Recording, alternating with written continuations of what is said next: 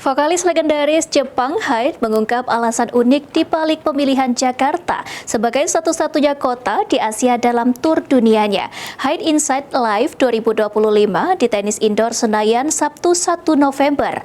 Bukan hanya karena penggemar, Hyde mengaku datang ke Indonesia untuk mencicipi makanan terbaik di dunia, yaitu rendang.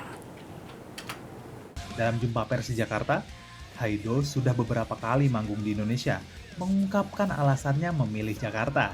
Ternyata, ia ingin menyantap rendang, makanan yang disebutnya terbaik di dunia. Jakarta ni sekaiichi no gohan ga aru tte kiita node tabei ni kimashita. Jadi sebenarnya alasannya adalah ya, katanya ada makanan yang paling enak di dunia di Indonesia. Jadi saya datang untuk makan itu. Rendang.